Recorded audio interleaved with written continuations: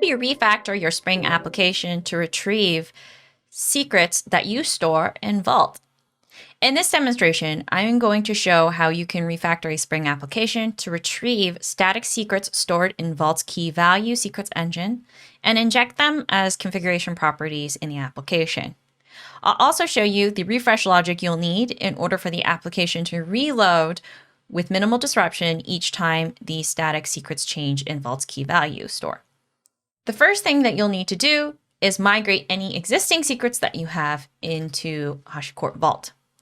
For example, I have a secret that is defined as part of the custom.secret application property, and I'm retrieving it from an environment variable. If you're using environment variable injection, you'll need to migrate any of the secrets coming from environment variable injection into HashiCorp Vault. Or if you're using an existing secrets manager, you'll have to migrate the secrets from the secrets manager into Vault's key value secrets engine. Refer to your Vault administrator team to understand the best approach for migrating your secrets, as well as where you should be storing them.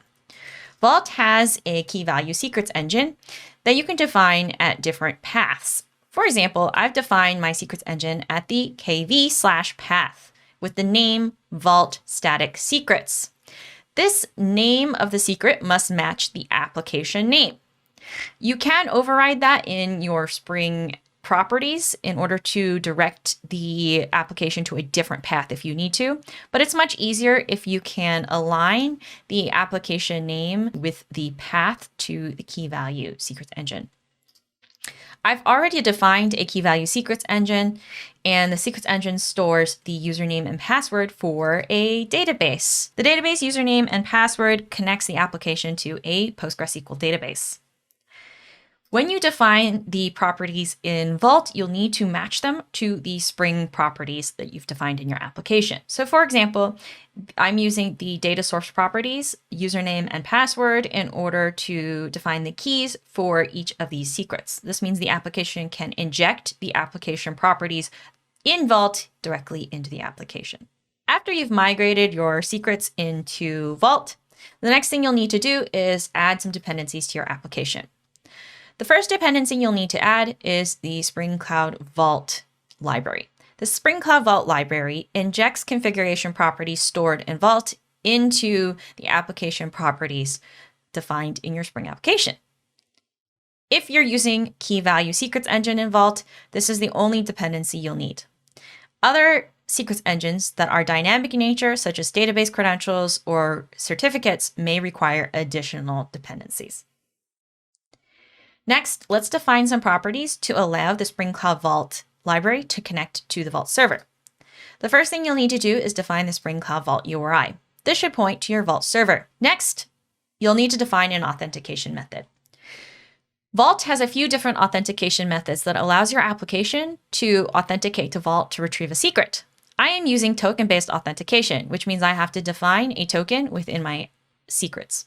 However, your Vault administrator team has probably set up an authentication method. That means that you don't have to use a token specifically. You can use the workload identity of your application to authenticate to Vault and retrieve any secrets without actually having an introduction of a secret zero like this token. Refer to your Vault administrator team to identify which authentication method you're using, and refer to Spring Cloud Vault's documentation on how to specify the correct configuration property definer. So for example, you might use the AWS auth method, which means that if your workload runs on an AWS EC2 instance, it will use the EC2 instance metadata as a way to authenticate whether or not your application can access Vault, so you don't need this token. If you're using Vault Enterprise or HCP Vault, you'll also need to define the namespace. A namespace segments your secrets away from another application or business unit. Refer to your Vault administrator team to understand which namespace you should be referring to for your application. You'll need to import the properties from the Vault backend. You can do this by setting the spring.config.import value to Vault //. If you have other application properties you're retrieving from files or from other places, you may have some conflicts, so refer to whether or not you can chain some of these together. In this case, you will have to define an import from the Vault backend. Spring Cloud Vault automatically enables the key value secrets engine backend. This means that the application, when it starts, will scan for all of the secrets that it needs in Vault first. Because this is enabled, there are default configurations that the Spring Cloud Vault framework will scan first. So for example, it will always scan for higher level application shared secrets that you would put at kv/application in Vault. In this case, I have a default application name that I'm scanning for, and that is where I am going to store all of the secrets related to the application. You may have to customize this and override certain properties. You'll refer to the Spring Cloud Vault library's documentation for any overrides that you may need. For example, I have one override here, which is just to the KV backend, since I'm not using the expected default backend, KV backend that the framework expects me to use. I'll define the Spring data source URL as part of application properties, since I'm injecting the username and password separately using the Vault key value secrets engine. But I also set a custom property for a refresh interval.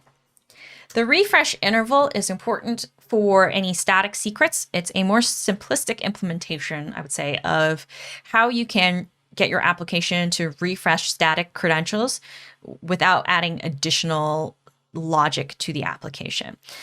So the first thing that I'll pass in is an interval by which I should verify whether or not the static secret has changed. In this case, I'm doing it for 1 minute for the sake of demonstration. If you have Vault Enterprise or HTTP Vault, you can add additional application logic for more complex refreshing. But if you are an application with a static credential that only refreshes every 90 days or something, you can set this refresh interval to half that value. And that ensures that the application will refresh the static credential and make sure that it is injecting the new set of credentials on that cadence. The next thing that you'll need to do is refactor your application code. Any bean that is connecting to an API or the database will need to have the refresh scope annotation added to it. The refresh scope annotation is critical to allowing the application to recreate any connections using the new credentials. So for example, I have a data source that connects to the database. This bean gets recreated anytime the refresh scope annotation is called, and it will refresh the data source with a new username and a password. These properties are injected by the Spring Cloud Vault library, so I don't need to go examine them or retrieve them directly from Vault. Instead, these are properties that are getting automatically injected from the Spring Cloud Vault configuration dependency. Anytime the username and password changes, I will rebuild the data source. Any other bean that uses the secret must have a refresh scope annotation in order for the bean to be rebuilt with a new set of credentials. Next, you'll need to add some refresh logic to refresh the application anytime those secrets change.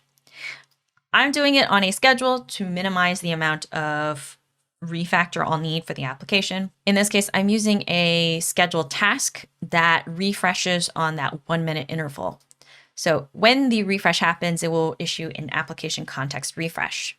Any of the properties that have changed will then reload with new beans as well as new connections. If there are no changes, meaning the static secret hasn't been changed at all, then no refresh will happen. But the scheduled interval just determines whether or not the refresh should happen or should not happen for specific connections. If you have requirements around availability of the application, or you have concerns about the interval by which you should be refreshing your secret, like you have a static secret that you expect to change every week because you manually go in and update the key value secrets engine with a new set of credentials, you may decide to subscribe to the Vault event stream if you have HTTP Vault or Vault Enterprise. That is additional logic you will have to build into the application. It will allow you to issue a refresh more dynamically based on changes to key value secrets engine events instead of this scheduled window. Now that we've refactored our application, let's run it and check out what it is supposed to be doing. After I run the application, it will start with the database username and password that I've defined in Vault Secrets Engine.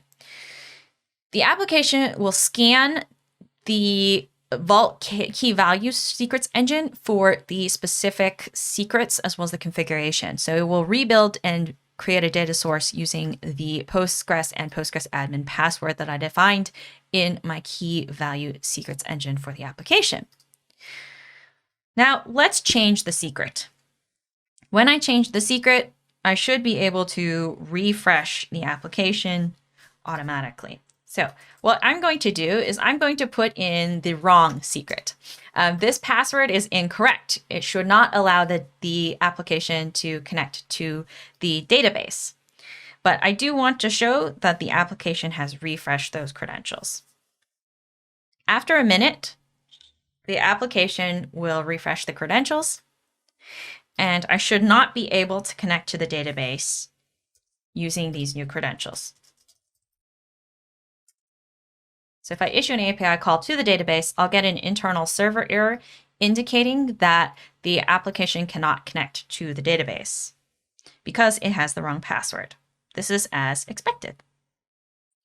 In the application logs, you'll notice that the database pool started and had an exception indicating that the password authentication failed. Next, I'll roll back the credentials to the correct password. Once I roll back and I wait for the application to refresh the credentials again, I should be able to reconnect to the database. Once it's refreshed, I'll issue an API call to the application again, and I will have successfully connected to the database. There's nothing in the table right now, so it will return an empty array. But if I review the logs for the application, I'll find that it rebuilt the data source with the correct username and password and started a new database connection pool. If you need more information on how to refactor your application for static credentials stored in Vault, refer to our tutorial for more detailed code examples.